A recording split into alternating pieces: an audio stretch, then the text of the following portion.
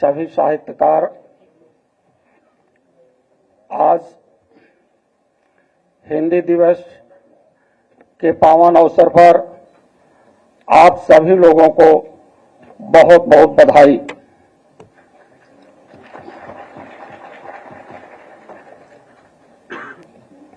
एक तरफ जहां भारत में इतने अच्छे संविधान के बावजूद सामंतवादी और पूंजीवादी व्यवस्था के लोगों ने देश के शोषितों वंचितों को अपने जाल में फंसा करके चक्की में आटे की तरह पीसने का कार्य किया, वहीं दूसरी तरफ इस देश के महान साहित्यकार जो अच्छे गीतकार हैं, कवि हैं, लेखक हैं, इन शोषितों की आवाज को बुलंद किया।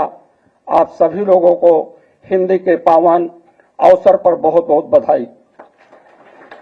साथ ही समाजवादी पार्टी और समाजवादी विचारों के धनी हमारे सभी नेताओं ने, आदरणीय डॉक्टर लोहिया जी ने, आदरणीय नेताजी धरतीपुत्र मुलायम सिंह ने और बाबा साहब अंबेडकर जैसे संविधान के शिल्पकार सभी लोगों ने इतना सम्मान किया, लेकिन ऐसी दास्ता की चक्की से मुक्ति के लिए सामाजिक न्याय की लड़ाई के जबरदस्त और जोरदार पैरोकार समाजवादी पार्टी के राष्ट्रीय अध्यक्ष आदरणीय श्री अखिलेश यादव जी ने यहां पर साहित्यकारों को बुला करके जो सम्मान देने का काम किया है, वह पूरे देश की समाजवादी राजनीति में एक अद्वितीय स्थान रखता है। साथियों, इस कार्यक्रम में उपस्थित है बहुत ही अच्छे लेखक कलाकार प्रोफेसर अब्दुल बिस्मिल्लाह जी। वे हिंदी साहित्य जगत के प्रसिद्ध उपन्यासकार हैं। दशकों से इन्होंने साहित्य सृजन का कार्य सक्रियता से किया है और उनकी पहली रचना झीनी झीनी बीनी चदरिया हिंदी साहित्य कथा के रूप में मील का पत्थर साबित किया है। ये एक अच्छे विधाओं, कहानी, कविता और नाटक की अच्छी विधाओं के साथ साथ एक अच्छे आलोचक भी हैं। आपके साथ प्रोफेसर वीरेंद्र यादव जी वो प्रसिद्ध साहित्यकार हैं और उत्तर प्रदेश के जनपद जौनपुर के एक ऐसे लाल हैं जिन्होंने शोषितों वंचितों के लिए उपन्यास और वर्चस्व की सत्ता को लिखने का कार्य किया है। और सबसे सौभाग्य की बात है कि आज हमारे बीच में हैं माननीय राष्ट्रीय अध्यक्ष जी, उनको पुरस्कृत करेंगे। इसके पहले ये देवी शंकर अवस्थी पुरस्कार से भी सम्मानित किए गए हैं। एक बार जोरदार तालियों से। और साथ में आज हिंदी दिवस के इस गौरव दिन पर कार्यक्रम में उपस्थित हैं प्रोफेसर उदय प्रताप सिंह जी, जो अच्छे कवि लेखक होने के साथ साथ एक अच्छे सांसद भी रहे हैं। इसी कार्यक्रम में माननीय जी उन्हें पुरस्कृत करेंगे जो पत्रकार हैं, साहित्यकार हैं, गीतकार हैं, कलाकार हैं। इनमें सर्वश्री गुणवीर राणा जी हैं, श्री दीपक कबीर जी हैं, श्री प्रदीप अली जी हैं, श्री प्रदीप चौधरी जी हैं, डॉक्टर अर्चना दीक्षित जी हैं, प्रोफेसर रमेश दीक्षित जी हैं, श्रीमती वंदना मिश्रा जी हैं। एक बार मैं पुनः आप सभी लोगों की तरफ से हिंदी के पावन अवसर पर पूरी तरह से बधाई और धन्यवाद देता हूं।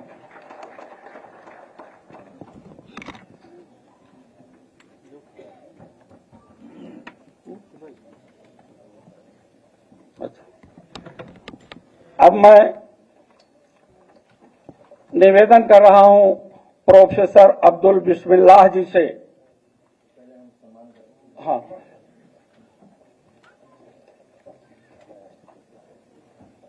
माननीय राष्ट्रीय अध्यक्ष जी प्रोफेसर अब्दुल्ला बिस्मिल्लाह जी को साल भेंट करके बिस्मिल्लाह के अब्दुल्ला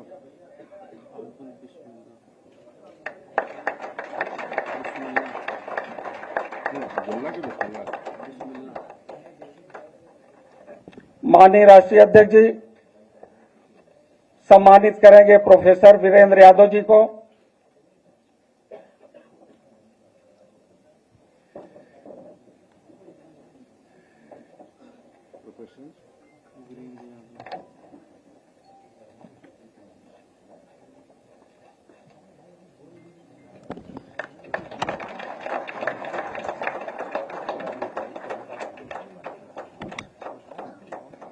माननीय राष्ट्रीय अध्यक्ष जी सम्मानित करेंगे प्रोफेसर उदय प्रताप सिंह जी को।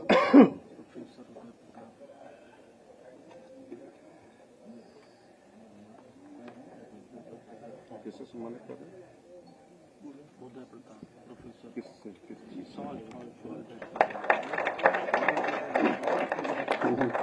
अब माननीय जी सम्मानित करेंगे श्री गुणवीर राणा जी।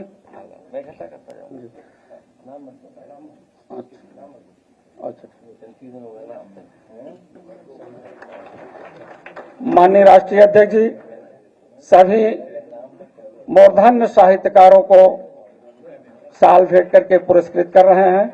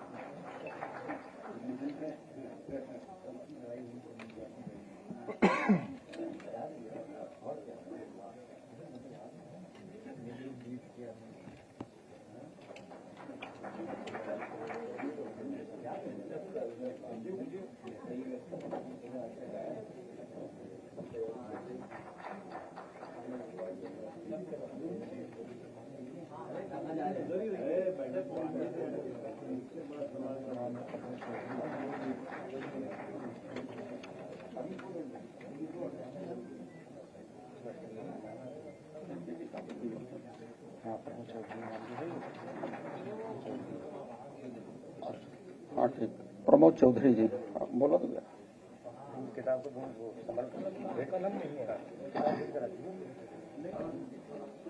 श्री प्रमोद त्यागी जी पूर्व जिला अध्यक्ष समाजवादी पार्टी, जिनकी बुक है शापित महायोद्धा कर्ण, इसके राइटर हैं माननीय राष्ट्रीय अध्यक्ष जी इस बुक का विमोचन करेंगे।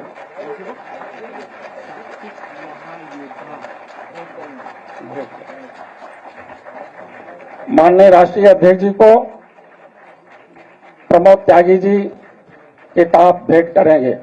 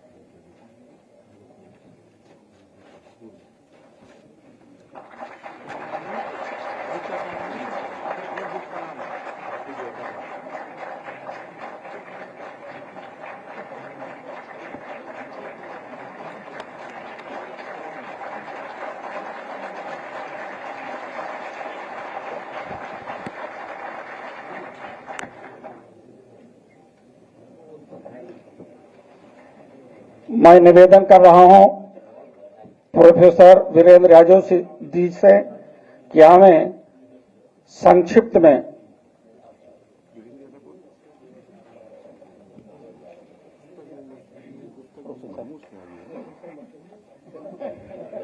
प्रोफेसर है, ये भी इनको भी तो सम्मानित किया जाएगा। आपको मनोज सैगल जी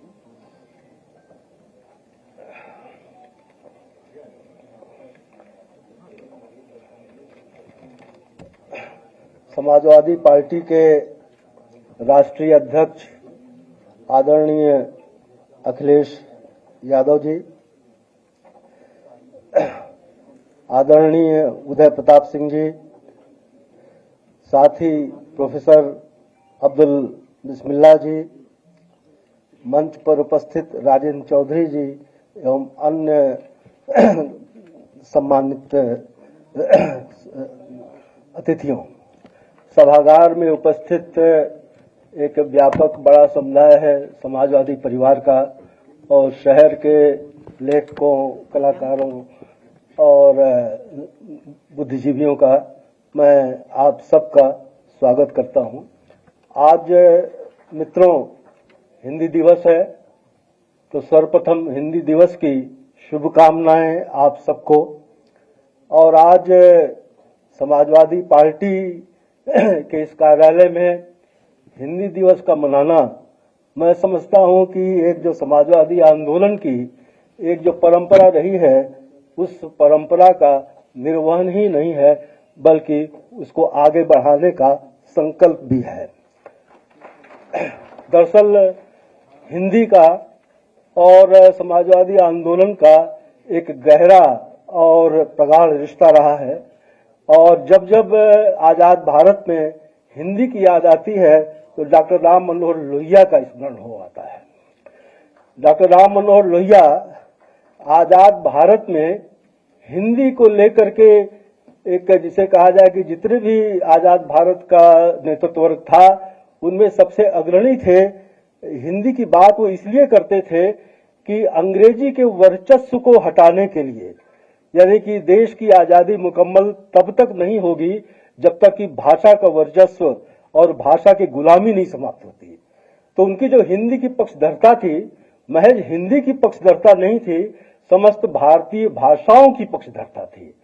यानी कि अंग्रेजी को हटाना और हिंदी के साथ समस्त भारतीय भाषाओं का प्रचलन प्रशासन के कार्यों में, दूसरे कार्यों में, शिक्षा में, यानी कि समूचे भारतीय समाज में भारत की भाषाएं और हिंदी जन भाषा का स्वरूप ले, इसके लिए डॉक्टर लोहिया जी ने एक अभियान छेड़ा था और उसी अभियान का हिस्सा। और ये देखिए आजादी के आंदोलन के दौरान यानी गांधी जी ने जिस हिंदुस्तान की बात कही थी, यानी कि हिंदी उर्दू की मिली जुली, जब डॉक्टर लोहिया भी हिंदी की बात करते थे तो हिंदी उर्दू का वो मिला जुला स्वरूप था। गांधी जब हिंदी की बात करते थे वो हिंदी उर्दू का मिला जुला स्वरूप था, जिसे हिंदुस्तानी कहते थे। प्रेमचंद ने जिसे आगे बढ़ाया। तो आज अगर हम हिंदी दिवस मना रहे हैं तो हिंदी दिवस यानी आजादी के बाद इतने वर्षों के बाद भी अगर हिंदी दिवस मनाने का एक अभी भी एक सिलसिला है तो जाहिर है कि जो अंग्रेजी की दास्तां थी, अंग्रेजी का जो प्रभुत्व था और उस अंग्रेजी का प्रभुत्व समाप्त नहीं हुआ है। डॉक्टर लोहिया कुछ बातों को साथ साथ कहते थे। वो कहते थे कि अगर अंग्रेजी और उच्च जाति और अंग्रेजी और धन संपत्ति, अगर इन तीन चीजों का मेल है तो आप समझ लीजिए कि वो जो है एक सत्ताशाली वर्ग है। और इनमें से अगर दो का भी मेल है तो भी वो सत्ता के वर्ग में शामिल है। इसलिए उनका ये बिल्कुल मानना था और एक आंदोलन के स्तर पर मानना था कि इन तीनों में से अंग्रेजी का वर्चस्व समाप्त होना चाहिए। इसीलिए वो हिंदी और भारतीय भाषाओं की बात करते थे। बात संक्षेप में करनी है तो इसलिए मैं सिर्फ डॉक्टर लोहिया ने जो एक बौद्धिकों के साथ, साहित्यकों के साथ, लेखकों के साथ जो एक रिश्ता बनाया था, यानी कि वो हैदराबाद से कल्पना प्रकाशित करने में उन्हीं का वरदहस्त था। जन और मैनकाइंड जैसी पत्रिका जो कि एक संवाद का माध्यम था बौद्धिकों के बीच में, उनका प्रकाशन शुरू हुआ। और उसके बाद जो है, यानी कि जो हिंदी ही नहीं, जो दूसरी भाषाओं के बड़े साहित्यकार थे, कलाकार थे, चाहे हुसैन रहे हों, चाहे यू आर अनंत मूर्ति रहे हों, सबसे उनकी मित्रता और सबसे एक सहकार का भाव था। पूरे हिंदुस्तान में काफी हाउस आंदोलन उन्होंने ही चलाया था, मेल जोल के लिए, बैठकी के लिए, संवाद के लिए। तो यह जो परंपरा एक समाजवादी आंदोलन की है, समाजवादी विचार की है, मैं समझता हूं कि आज हिंदी दिवस के इस आयोजन से और यहाँ पर इतना बड़ा जो एक जमावड़ा है, उसके माध्यम से ये संदेश आगे जाएगा। माननीय अखिलेश जी ने एक वैकल्पिक राजनीति का नारा, यानी पीडीए का नारा दिया है। तो जो पीडीए का नारा है, पीडीए की नारे की अगर वैचारिकी और दर्शन को आप तलाशेंगे तो डॉक्टर लोहिया की वैचारिकी और दर्शन के साथ जुड़ता है। और मैं समझता हूं कि एक वैकल्पिक राजनीति है, वो वैकल्पिक दर्शन भी है, वैकल्पिक विचार भी है। उस वैकल्पिक दर्शन और विचार में लोहिया तो है ही शामिल, बाबा साहब अम्बेडकर भी उसमें शामिल है। तो लोहिया और अम्बेडकर का यह जो मेल है, वैचारिक जो मेल है, मैं समझता हूं आज वैकल्पिक राजनीति का रास्ता प्रशस्त करेगा। तो आज जो देश के सामने जो बड़ी चुनौतियां हैं, उनमें जो वैकल्पिक राजनीति का ही रास्ता हुआ सामने आया है, ये वैकल्पिक दर्शन और वैकल्पिक वैचारिकी को भी अग्रसारित करेगा।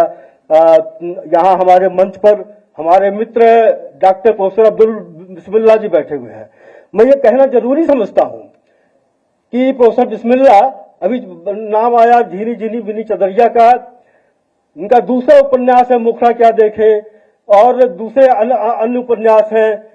आज जब पसमानदा मुस्लिम की बात की जाती है, तो वो पसमानदा समाज स्वयं में हो, कोई तय करके नहीं, ये हिंदी के बड़े लेखक हैं, लेकिन उन्होंने पसमानदा मुस्लिम समाज को अपने इन दोनों तीनों उपन्यासों में सांप्रदायिकता की समस्या को केंद्रित किया है। तो आज एक गौरव का क्षण यह भी है कि इस समारोह में प्रोफेसर अब्दुल बिस्मिल्लाह को भी सम्मानित किया जा रहा है। तो ये एक जो मिली जुली गंगा जमनी संस्कृति है, और जिसको विच्छिन्न करने की लगातार कोशिशें हो रही हैं, उस दिशा में भी ये समाजवादी पार्टी का और समाजवादी आंदोलन का मैं समझता हूं कि बढ़ा हुआ कदम है। मैं अखिलेश जी का आभार व्यक्त करता हूं और मैं अपनी बात समाप्त करता हूं दो पंक्तियों के साथ। अखिलेश जी के लिए समर्पित हो वो पंक्तियां। सेनानी करो प्रयाण अभय, भावी इतिहास तुम्हारा है, ये नखत अमा के बुझते हैं, सारा आकाश तुम्हारा है। सारा देश उम्मीदों के साथ अखिलेश जी की तरफ देख रहा है, इसलिए मैंने ये पंक्तियां दोहराई। धन्यवाद मित्रों।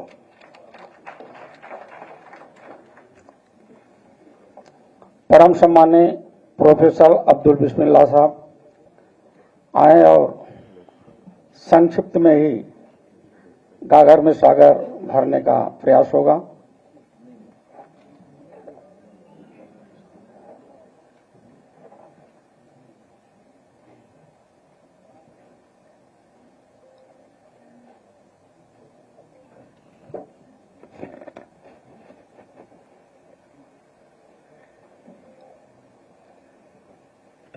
मुझसे आयु में छोटे हैं अखिलेश जी, तो प्रिय भाई कहना चाहिए था मुझे, लेकिन पद की गरिमा को देखते हुए आदरणीय अखिलेश जी कहना ही शोभा देता है। और आदरणीय उदय प्रताप जी, हमारे मित्र वीरेंद्र यादव जी, मंच पर आसीन बुद्धिजीवी वर्ग और सामने बैठे मेरे दोस्तों, लोग पानी पी पी कर कोसते हैं, मैं पानी पी पी कर बोलता हूं। उसका कारण है पान खाने की वजह से।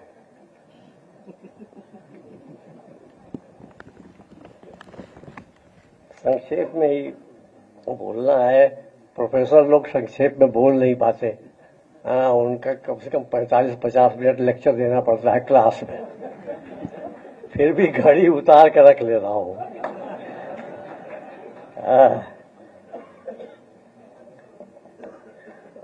पालन कर पाऊंगा कि नहीं। सबसे पहले तो मैं हृदय से आभार प्रकट करता हूं अखिलेश जी का और उनकी पूरी टीम का कि इस अवसर पर मुझे याद किया, मुझे यहां आमंत्रित किया। मैं बहुत ही आभारी हूं।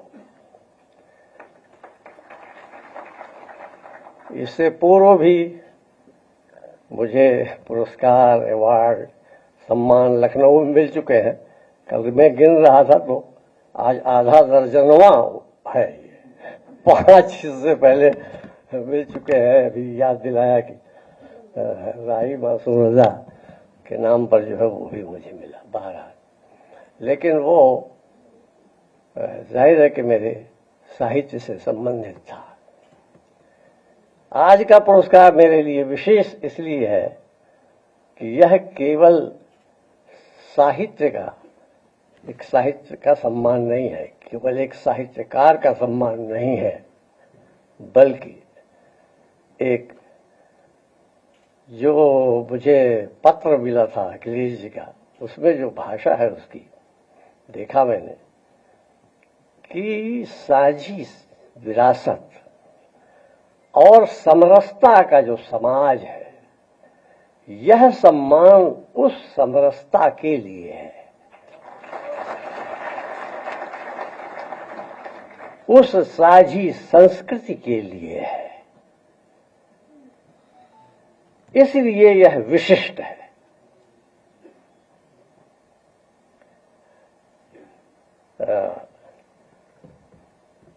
थोड़ी बात तो करूंगा।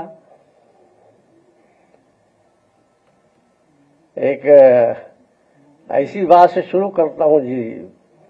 यादव जी ने एक प्रयोग किया यहां पर, इसका प्रयोग बहुत हुआ है। हाँ, एक और बात बोल दूं पहले। आजकल भाई पता नहीं किस बात से, किस शब्द से, पता नहीं किस व्यक्ति की भावना का पता नहीं कौन सा अंश जो है वो चोट पहुंच जाती है उसको, और बाद में फिर क्षमा भी मांगते रहो तो कुछ नहीं होता, कभी कभी तो जेल भी जाना पड़ जाता है। तो अगर मेरे मुंह से कुछ ऐसा निकल जाए, कोई ऐसा शब्द हो, तो पहले से ही मैं माफी मांग ले रहा हूं उसके लिए। वीरेंद्र यादव ने ये जो साझी संस्कृति है, इसके लिए एक शब्द युग का प्रयोग किया, गंगा जमुनी संस्कृति। इसको लेकर मेरा विचार थोड़ा भिन्न है। यहीं पर खतरा है, कोई बुरा मान सकता है। ये पता नहीं क्यों ये जमता नहीं मुझे, ये जचता नहीं। अब इधर और थोड़ा लगने लगा है गड़बड़, और उसका कारण है गंगा भी हिमालय से निकलती है, यमुना भी निकलती है, दोनों नदियां महान हैं, दोनों नदियां महान हैं। लेकिन ये कैसा समन्वय है, कैसा मिलन है कि प्रयागराज में जाकर जब यमुना और गंगा का संगम होता है तो आगे यमुना का अस्तित्व खत्म हो जाता है, केवल गंगा गंगा ही रहती है। ध्यान दीजिए, कहीं ऐसी कोशिश तो नहीं है कि यमुना कुछ दूर तक ही आगे बढ़े, फिर वो गंगा में इस प्रकार समाहित हो कि उसका अस्तित्व ही समाप्त हो जाए, केवल गंगा ही रहे।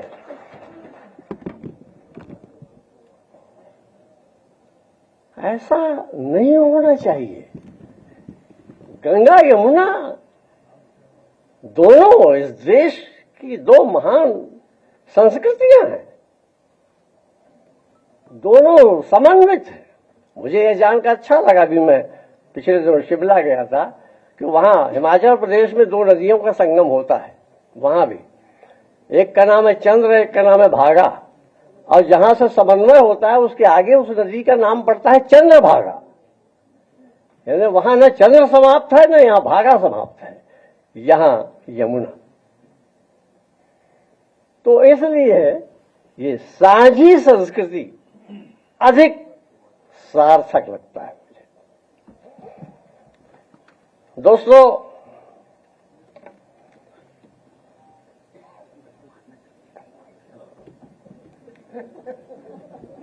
जल्दी है तो निकलना है, निकल जाएंगे, जिसको निकलना है निकल जाए। माननीय जो हमको भी निकलना है, इत्तेफाक से मुझे भी जल्दी निकलना है। देखिए, एक दो बात तो बहुत जरूरी है, वो कहनी ही है। मुझे एक पीड़ा निरंतर झेलनी पड़ी है, और वो पीड़ा क्या है? मुसलमान होते हुए भी हिंदी का विद्वान, मुसलमान होते हुए भी हिंदी का साहित्यकार। क्या अर्थ है इसका? मैं एमए करने के बाद जब जब नौकरी कहीं जाता था इंटरव्यू देने, तो पहला प्रश्न मुझसे पूछा जाता था कि मुसलमान होते हुए भी आपने हिंदी में एमए क्यों किया? अब ऐसे क्या जवाब दूं? जब कई बार ये प्रश्न कई स्थानों पर पूछा गया तो एक जगह झल्ला गया। मैंने कहा अपॉइंटमेंट तो होना नहीं है, क्या दब उब कर जवाब देना है। तो जब मुझसे पूछा गया कि आपने मुसलमान होते हुए भी हिंदी में एमए क्यों किया, तो मैंने जवाब दिया कि इसलिए किया क्योंकि संस्कृत में मेरा एडमिशन नहीं हुआ।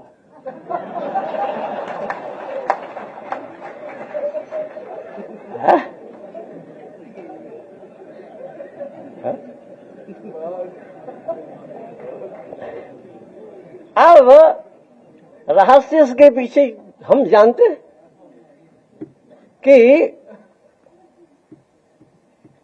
हिंदी हिंदुओं की भाषा है, मुसलमानों की भाषा तो उर्दू है। और ये जो फैलाया गया था झगड़ा, जाहिर है कि हम कहते हैं अंग्रेजों ने फैलाया, ठीक है ये बात, लेकिन ये पूर्णतः सत्य नहीं है। इसलिए मैं कहता हूं पूर्णतः सत्य नहीं है कि फैलाया जरूर उन्होंने, हमने माना क्यों इसको? हमने मान भी तो लिया है कि हम अपने बच्चों को हिंदू है ये तो हिंदी पढ़ाएगा, मुसलमान तो कहेगा उर्दू पढ़ाएगा अपने बच्चे को। वाई? क्यों? तो हिंदी और उर्दू, किसी भाषा का धर्म से कोई संबंध नहीं है। भाषा उसकी है जो उसका व्यवहार करता है। अगर मैं जापान चला जाकर मैं जापानी बोलूंगा तो क्या वहां क्या होगा? फिर जर्मनी जाकर मैं जर्मन बोलूंगा तो उसका वहां फिर क्या होगा? और क्यों नहीं अंग्रेजी को ईसाइयों की भाषा बनाया गया फिर? खाली हिंदी उर्दू? क्योंकि हिंदी उर्दू से रोटियां सेकती है ना। यह एक सांप्रदायिक दृष्टिकोण है। सांप्रदायिकता केवल बाहर ऐसे दंगों में नहीं है, ये भाषिक सांप्रदायिकता भी है। और ये आपकी पार्टी जो काम कर रही है, आप लोग जो काम कर रहे हैं, सांप्रदायिकता के विरुद्ध जो लड़ाई छेड़ी है आपने, उसमें इसको भी शामिल कीजिए, भाषिक सांप्रदायिकता। ये खत्म होनी चाहिए, ये खत्म होनी चाहिए। और काहे की लड़ाई यार? हिंदी उर्दू की हिंदी उर्दू के नाम पर हिंदू मुसलमान का बंटवारा क्यों? आखिर ये उर्दू है क्या भाई? है? उर्दू, अरे आप बोलचाल में लोग कहते हैं, ये अखबारों में भी लिखा हुआ मिलता है ना, उर्दू के शब्दों का प्रयोग हो रहे हैं। अरे यार, उर्दू का कौन सा शब्द है? एक भी शब्द नहीं है। उर्दू का अपना एक भी शब्द नहीं है। खुद उर्दू शब्द उर्दू का नहीं है, ये तुर्की भाषा का शब्द है, टर्किश शब्द है उर्दू। इसका भाषा से कोई संबंध नहीं है। इसका अर्थ है फौज, फौजी छावनी। अब ये नाम पड़ गया उर्दू भाषा।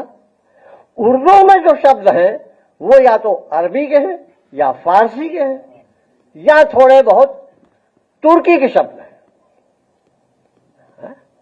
भाई तुलसीदास ने रामचरितमानस में न जाने कितने ऐसे शब्दों को प्रयोग किए हैं जो अरबी के हैं, फारसी के हैं, तुर्की के हैं।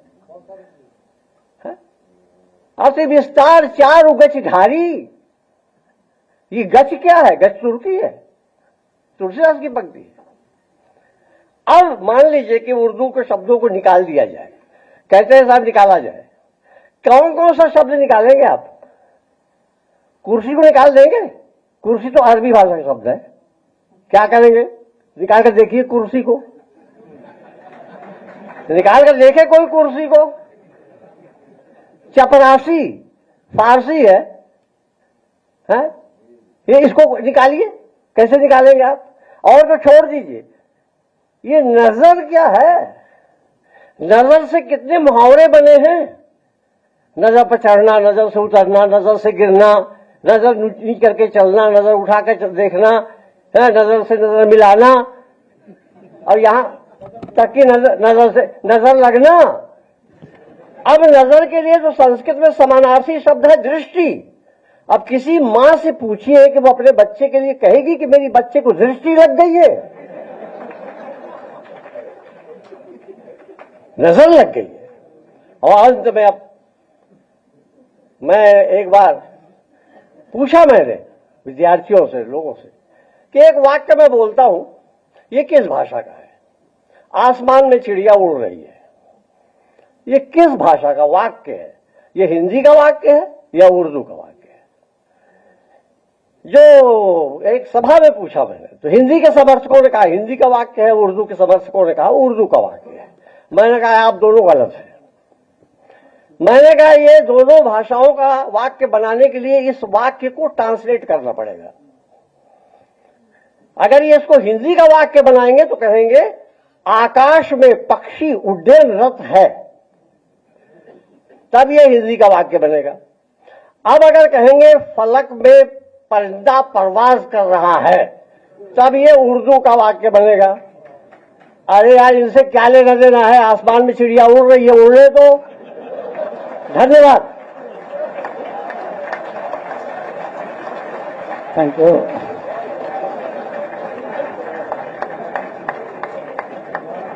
बहुत बहुत धन्यवाद।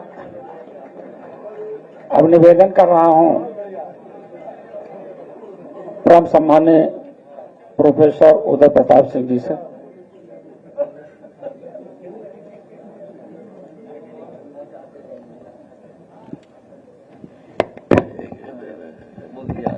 ठीक है, इसको दबाना पड़ेगा चालू होने या। आदरणीय समाजवादी पार्टी के राष्ट्रीय अध्यक्ष अखिलेश यादव जी, प्रोफेसर अब्दुल बिस्मिल्लाह साहब, वीरेंद्र यादव जी, राजेंद्र चौधरी साहब और हमारे सभी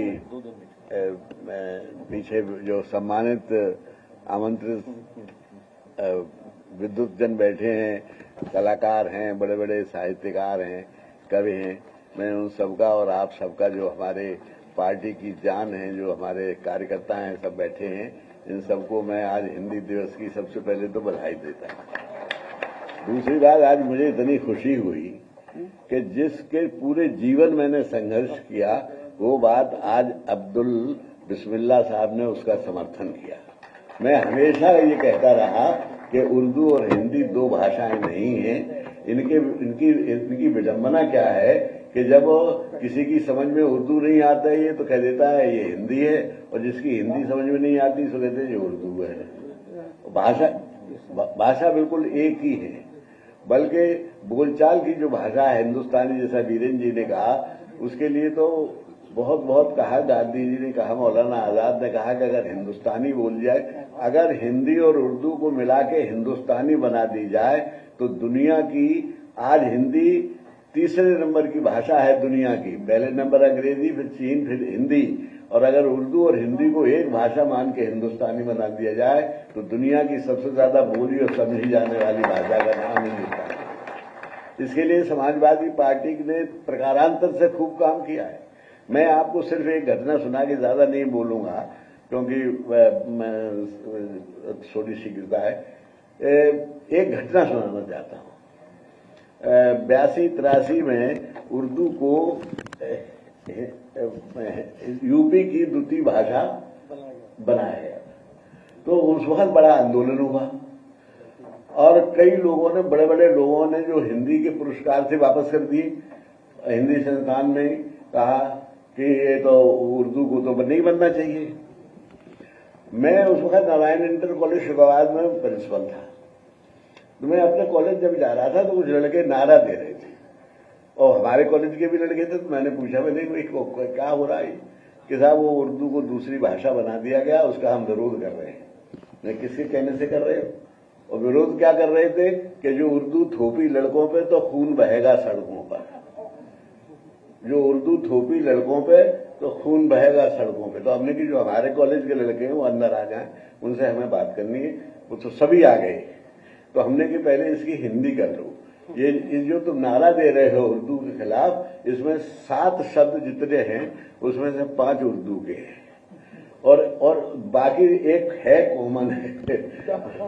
तो ये अजीब स्थिति है। इसकी हिंदी ये हुई कि यदि उर्दू युवकों पर प्रस्थापित की गई तो मार्ग पर रक्त प्रवाहित होगा, ये हुआ। तो मैंने कहा ये गलत है, ये इसमें राजनीति है।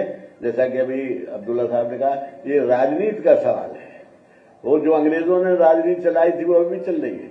तो हिंदी और उर्दू एक शब्द है।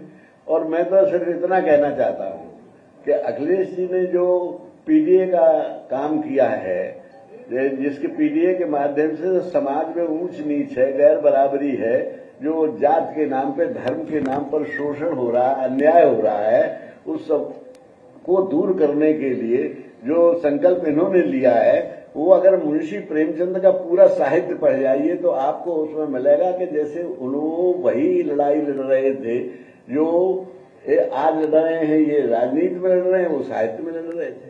उनकी मजबूरी ये थी कि वो अंग्रेज भी और जमींदार से भी और जो शीर्षस्थ लोग थे, कई तरह के अन्यायी थे। आज जो है वो सब एक हो गए, इकट्ठे हो गए। तो ये जो काम हो रहा है ये बहुत गलत है और उससे साहित्यकारों का लड़ना धर्म है। इसलिए आज हिंदी दिवस के दिन जो आदरणीय अखिलेश जी ने 2 बड़े साहित्यकारों को सम्मानित किया है, मैं उसके लिए साहित्यकारों को भी बधाई देता हूं, अखिलेश जी को भी धन्यवाद देता हूं। और आप लोगों ने इतना अच्छा फंक्शन हुआ है और आप सब पधारे हैं, आप सबका धन्यवाद और हिंदी दिवस की बधाई देते हुए अपनी बात समाप्त करता हूं। मैं निवेदन कर रहा हूं महाकवि मुकेश दर्पण जी का कि आप आए, अपना काव्य पाठ कहें। और इसी बीच में श्री गुणवीर सिंह राणा जी, इनकी पुस्तक का नाम है आंसुओं की सभा, माननीय राष्ट्रीय अध्यक्ष जी को भेंट करेंगे गुणवीर राणा जी।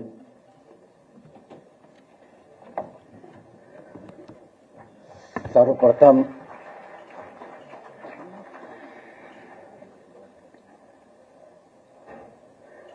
सभी को प्रणाम करता हूं।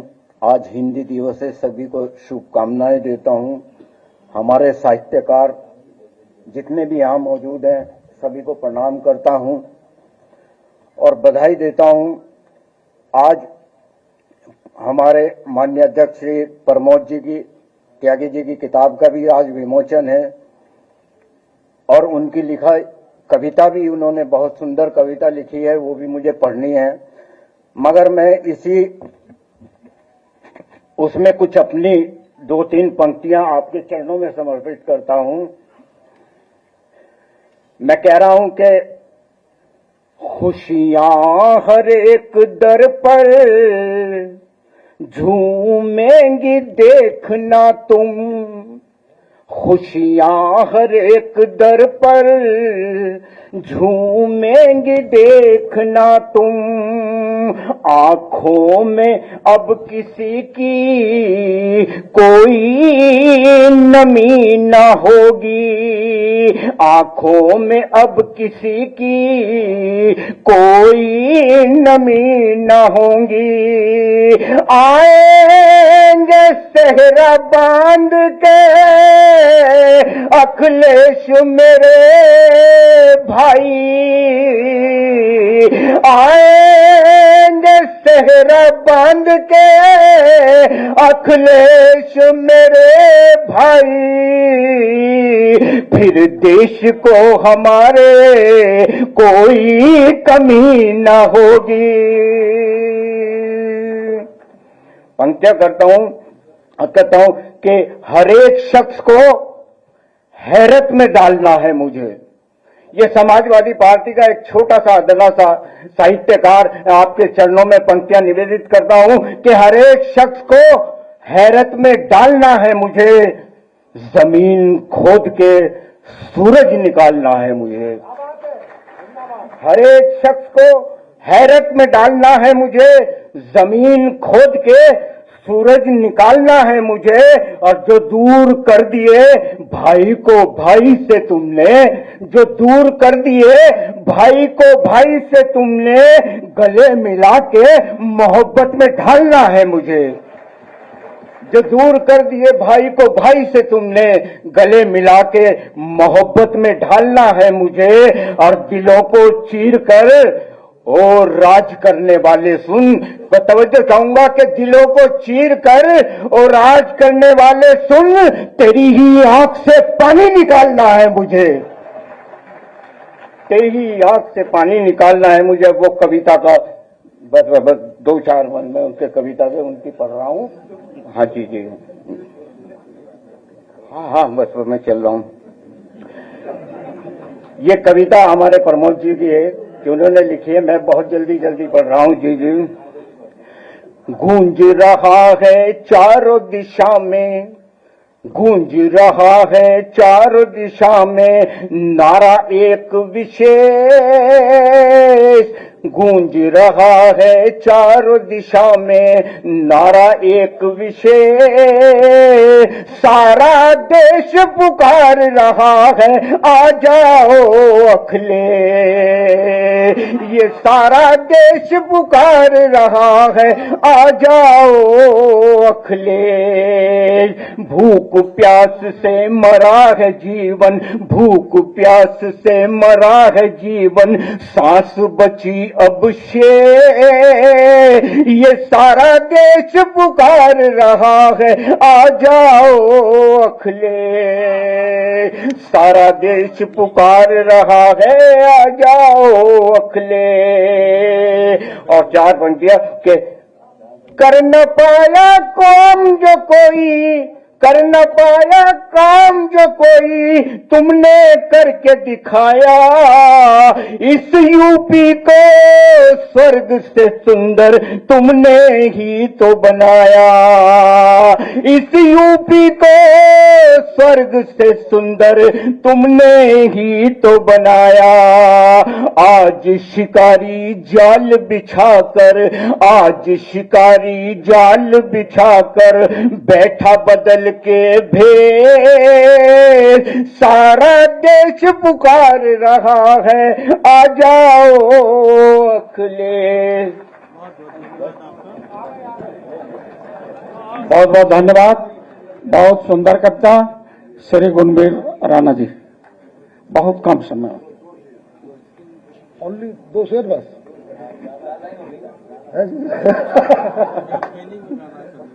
सबसे पहले तो मैं माननीय राष्ट्रीय अध्यक्ष जी को बहुत बहुत बधाई देता हूं और हमारे सभी इलेक्ट्रॉनिक मीडिया, प्रिंट मीडिया के सभी मेरे दोस्त, मेरे भाई और संस्थापक सदस्य हमारी समाजवादी पार्टी के माननीय उदय प्रताप जी मंच पर हैं। ऐसे गरिमापूर्ण मंच को मैं बार बार नमन करता हूं और हमारी समाजवादी पार्टी के जुझारू सिपाही जो सामने बैठे हैं, मैं उनको भी हिंदी दिवस की बहुत बहुत बधाई देता हूं। माननीय नेताजी के संस्कार हैं, उन्होंने साहित्यकारों के लिए जितना किया इस हिंदुस्तान में किसी ने नहीं किया। कोई संस्कार है कि जो बुजुर्गों का इतना सम्मान कर रहे हैं, वरना दूसरी पार्टी भी है वो तो बुजुर्गों को मार्गदर्शक मंडल में डालकर बैठ जाती है और कह देती तुम किसी मतलब के नहीं रहे। आप माननीय नेताजी के संस्कार हैं जो सम्मान कर रहे हैं। मैं 2 शेर सुनाता हूं साहब, कि मुल्क की थामकर बागडोर खाएंगे, थामकर बागडोर खाएंगे, मुल्क की पोर पोर खाएंगे, थामकर बागडोर खाएंगे, मुल्क की पोर पोर खाएंगे। और शाम तो खा चुके अवध की है, शाम तो खा चुके अवध की है, अब बनारस की भोर खाएंगे। शाम तो खा चुके अवध की है, अब बनारस की भोर खाएंगे। और 2-4 साल और रुक जाओ, सबकी फसलों को ढोर खाएंगे। 2-4 साल और रुक जाओ, सबकी फसलों को। श्री प्रमोद त्यागी जी।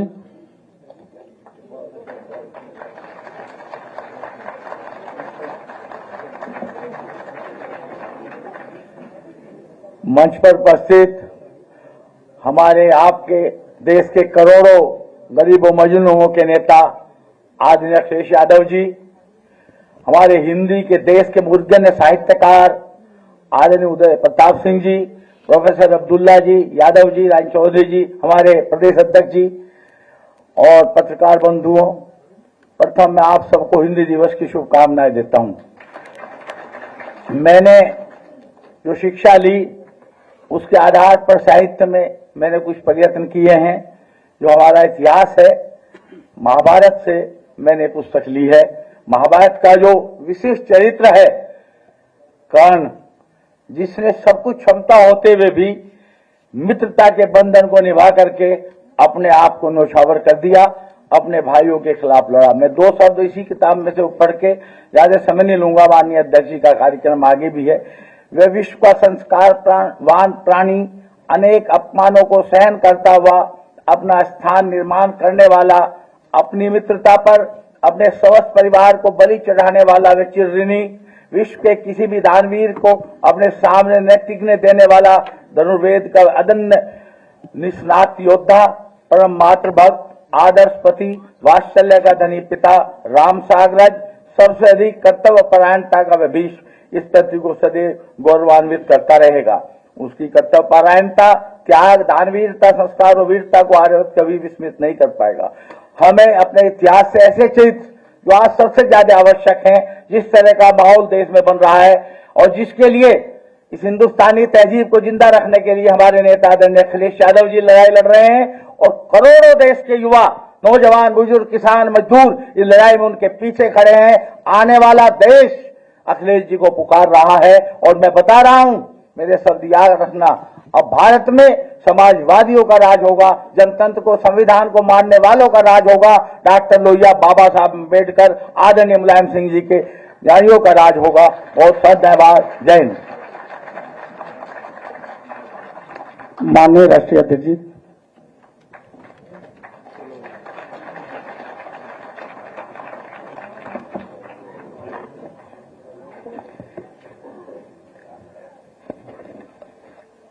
मंच पर उपस्थित समाजवादी पार्टी के गुरुजी आदरणीय उदय प्रताप सिंह जी, संचालन कर रहे पार्टी के प्रदेश के अध्यक्ष जी, जिन साहित्यकारों को, हिंदी से जुड़े हुए लोगों को सम्मानित करने का मुझे मौका मिला, आदरणीय अब्दुल बिस्मिल्लाह साहब, आदरणीय वीरेंद्र यादव जी, पार्टी के नेता प्रमोद त्यागी जी, यहां पर उपस्थित सभी वरिष्ठ और सम्मानित साहित्यकार, पत्रकार साथी और समाजवादी साथियों, मैं सबसे पहले हिंदी दिवस की आप सबको बहुत बहुत शुभकामनाएं और बधाई देना चाहता हूं। साथ ही साथ मैं आदरणीय उदय प्रताप सिंह जी का धन्यवाद देता हूं कि जिन्हों की वजह से आज हिंदी दिवस के दिन आज हम सब लोग मिल रहे हैं। मैं उनका विशेष इसलिए भी धन्यवाद दूंगा कि आदरणीय अब्दुल्ला बिस्मिल्लाह जी से मिलवाने का काम किया है। मैं जब उनको सुन रहा था और मैं सभागार में बैठे हुए लोगों को सबको देख रहा था, बहुत दिनों बाद चेहरों पे खुशी दिखाई दे रही थी उनकी बातें सुन करके, और मुझे लग रहा था कि पत्रकार साथी और सुनना चाहते हैं, लेकिन समय न होने की वजह से वो जितना कुछ कहना चाहते थे वो नहीं कह पाए। लेकिन मैं आदरणीय बिस्मिल्लाह साहब को बधाई देना चाहता हूं और भरोसा दिलाता हूं कि जब कभी भी कोई बड़ा कार्यक्रम होगा मैं आपको जरूर उन कार्यक्रमों में आमंत्रित करूंगा, जिससे बहुत सारी जानकारी हम लोगों को मिलेगी। हिंदी दिवस के दिन हिंदी के साहित्यकारों का सम्मान करना और भाषाओं के बारे में जानकारी होना, जिस तरह हमारे साथियों ने बताया कि जहां हमारी भारतीय भाषाएं और हिंदी भाषा का जो बढ़ाने का काम होना चाहिए, जिस रूप में होना चाहिए था, वो नहीं हो पाया है। लेकिन इधर जब हम चीजों को देखते हैं तो बहुत कुछ बदलाव दिखाई दे रहा है। जहां नेताजी से लेकर के समाजवादियों ने, डॉक्टर राम मनोहर लोहिया जी से लेकर के जितने भी समाजवादी रहे हैं, और आजादी के समय में भी हिंदी की बहुत बड़ी भूमिका रही है। जहां आजादी के दीवानों के बीच में हिंदी की वजह से ही और हिंदी उर्दू दोनों भाषाओं की को लेकर के एक क्रांति हुई, लोग जुड़े और भारत को आजादी मिली। जहां हमारी राष्ट्रीय भाषा बनी, वहीं हमें भारतीय भाषाओं को बढ़ाने का भी काम करना चाहिए। जहां हिंदी भाषा को हम लोग इतनी राष्ट्रीय भाषा के रूप में मानते हैं, वहीं कई बार और प्रदेशों में बहस छिड़ जाती है। तो मैं यही कहना चाहता हूं, जितना हिंदी भाषा का सम्मान हम लोग कर रहे हैं, उतना ही भारतीय भाषाओं का भी सम्मान करें।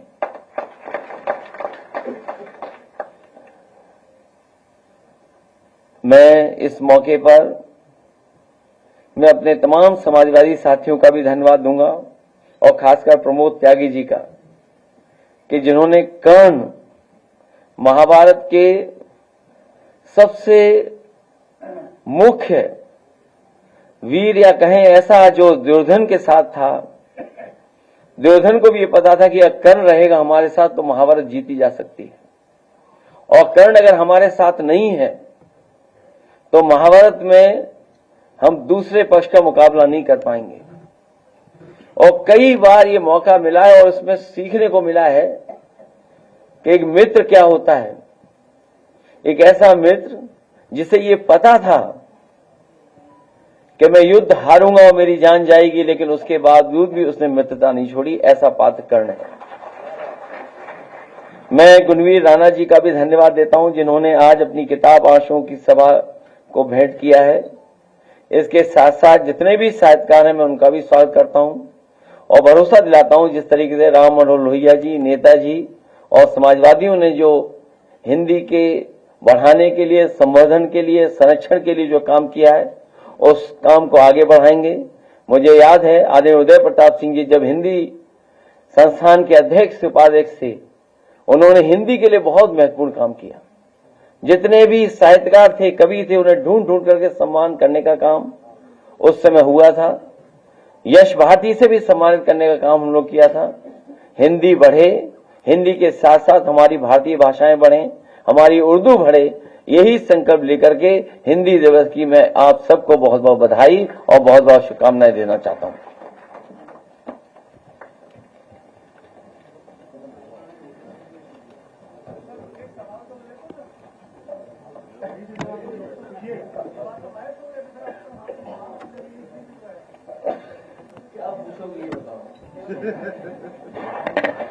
हिंदी भाषा के आसपास कुछ तो ठीक है।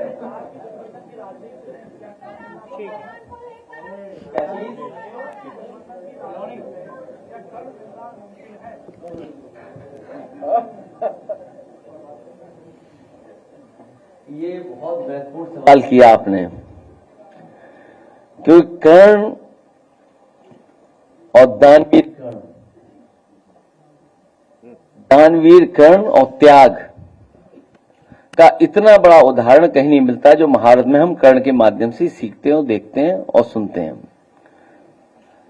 लेकिन जैसा अभी कुछ देर पहले कुर्सी की बात हो रही थी, तो राजनीति में अपने विचारों को लेकर के, अपने कार्यक्रमों को लेकर के, सिद्धांतों को लेकर के अगर कुछ त्याग करना पड़ेगा तो हम समाजवादी लोग तैयार रहेंगे।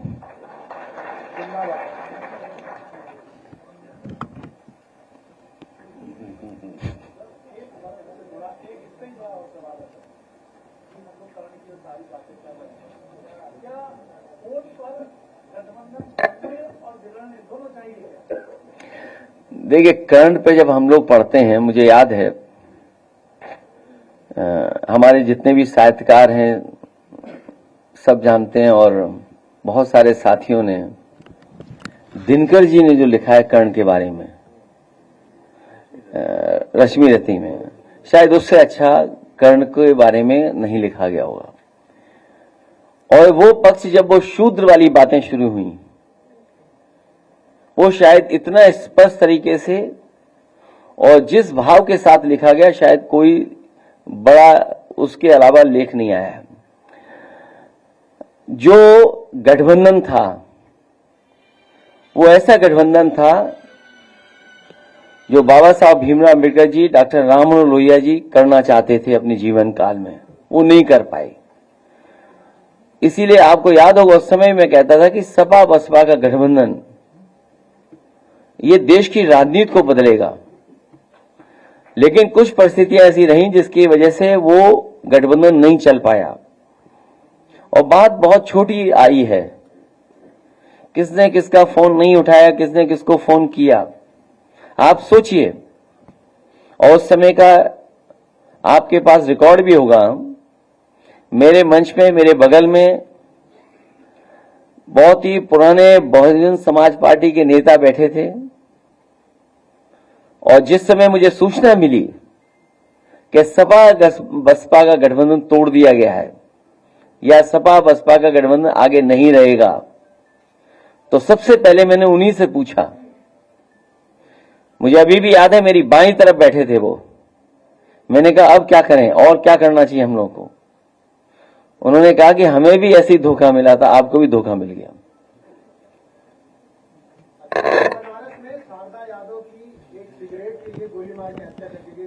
देखिए, ये बात और मत छेड़े, क्योंकि मुझे जाना है दिल्ली, और देश के बड़े नेता सीताराम येचुरी जी के कार्यक्रम में शामिल होना है। वो नेता ऐसे रहे जिन्होंने विचारधाराओं को जोड़ा, विचारधाराओं के बीच में सेतु बन के रहे। जहां तक सवाल आपने पूछा है, बनारस ही नहीं, पूरे उत्तर प्रदेश के अगर आप आंकड़े निकालेंगे, और एनसीआरबी के आंकड़ों के माध्यम से मैं कहता हूं कि सबसे ज्यादा इस तरह की घटनाएं अगर कहीं हो रही तो उत्तर प्रदेश में हो रही हैं। कभी केवल छोटी बात को लेकर के, जो घटना बनारस की आप बता रहे हो, सोचिए जान ले ली उसमें।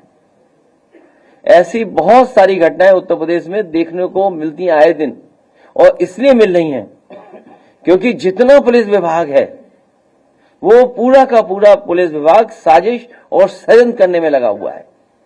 कोई घटना अगर की है, मान लीजिए फेक इनकाउंटर किया है, तो फेक इनकाउंटर के तार जोड़ने के लिए आपको घंटों साथ बैठना पड़ेगा। क्या आप कल्पना कर सकते हैं 3 साढ़े 3 बजे फेक इनकाउंटर हो और 5 सवा 5 पे आपके पास प्रेस नोट चली आए, और फिर तार मिलाए जाए, बैग कहां से आया, मोटरसाइकिल कहां से आई, नए कपड़े कैसे बैग में मिले। और मैं समझता हूं अभी भी व्यापारी संतुष्ट नहीं होगा। जो बरामदगी हुई है, जो चीजें उसकी गई हैं, बरामदगी पूरी नहीं हुई अभी तक।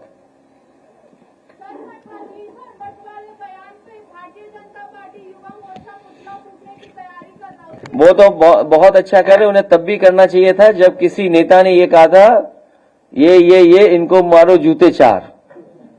तब ये साधु संत कहां थे? तब कहां थे ये साधु संत?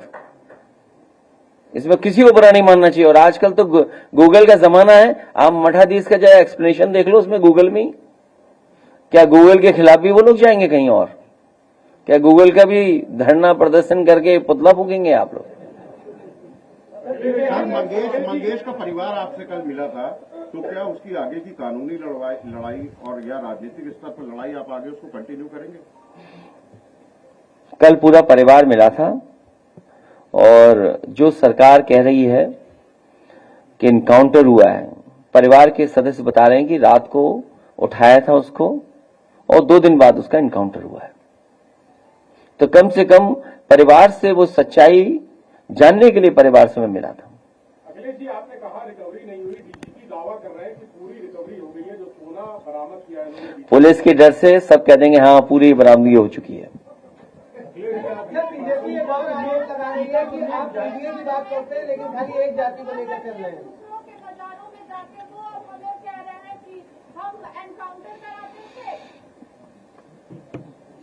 मैं समझ नहीं पाया क्या पूछ रही हैं। चलिए मुझे जाने दो।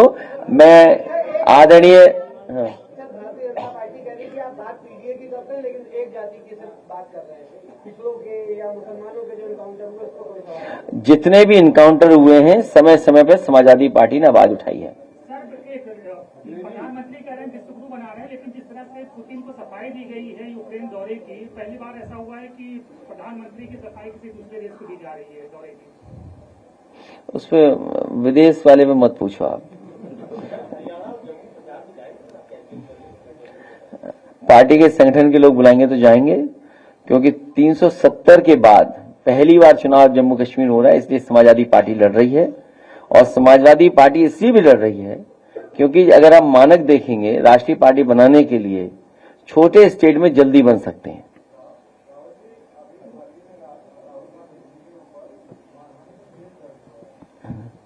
मुझे लगता है यहां भी हमारे ऊपर भी मानहानि का केस दर्ज होने जा रहा है।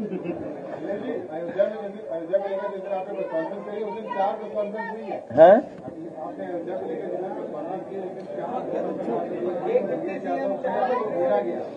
देखिए,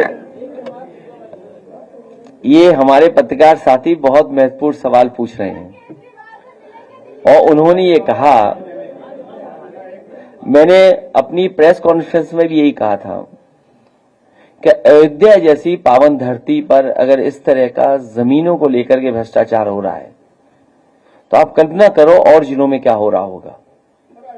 भारतीय जनता पार्टी और उनके तमाम पदाधिकारी और नेता जब से इनकी सरकार बनी है जमीनों के काम कर रहे हैं। सबसे बड़े भूमाफिया के रूप में उभर करके आई है पार्टी। केवल जमीनें नहीं, कई जगह इन्होंने तालाब कब्जा किए हैं, तालाब भी समाप्त कर दिए हैं। आपके लखनऊ शहर में ही कई तालाब खत्म कर दिए, वहां प्लॉटिंग हो रही है। तो बीजेपी भारतीय जनता पार्टी नहीं, भारतीय जमीनी पार्टी बन गई है।